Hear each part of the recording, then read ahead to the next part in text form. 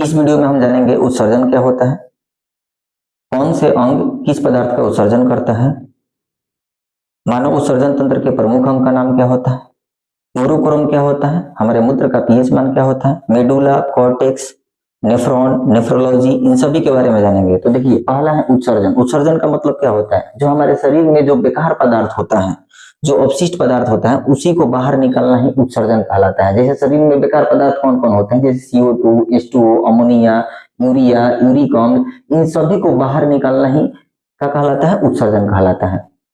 और कौन सा अंग किस बेकार पदार्थ को बाहर निकालता है उसको समझिए। जैसे देखिए, किडनी जो है ना, यानी यूरिक, हिंदी में इसको यूरिक या गुर्दा बोलते हैं। किडनी का हिंदी यूरिक और गुर्दा होता है, ये मूत्र को बाहर निकालता है। हमारा फेफड़ा जो है ना, इसको फुफ्फुस बोलते हैं, CO2 यानी कार्बन डाइऑक्साइड को बाहर निकालता है। लीवर किसको बाहर निकालता है, अमोनिया, अमोनिया को बाहर निकालता है और अमोनिया को यूरिया में बदलता है। ये इंपॉर्टेंट क्वेश्चन है। लीवर क्या करता है, एक बार ये क्वेश्चन आया था कि अमोनिया को यूरिया में कौन बदलता है, तो लीवर।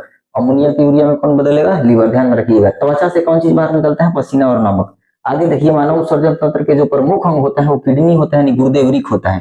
किडनी के अध्ययन के नेफ्रोलॉजी कहते हैं। किडनी के बाहरी भाग को कॉर्टेक्स कहते हैं। ये भी क्वेश्चन इंपॉर्टेंट है, पूछा था। किडनी के बाहरी भाग का नाम कॉर्टेक्स और किडनी के आंतरिक भाग का नाम क्या है, मेडुला होता है।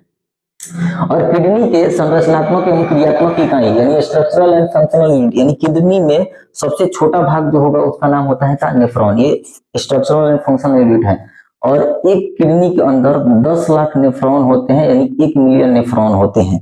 कभी कभी 10 से 12 लाख भी देगा, तो याद रखिएगा 10 लाख और 10 से 12 लाख दोनों होगा, और 10 से 12 लाख पर आपको टिक करना है।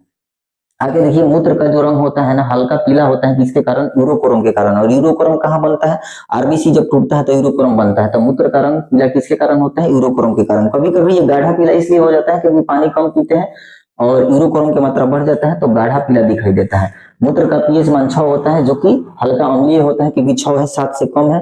तो पूरा अधिक अम्लीय नहीं, लेकिन हल्का अम्लीय होता है मूत्र।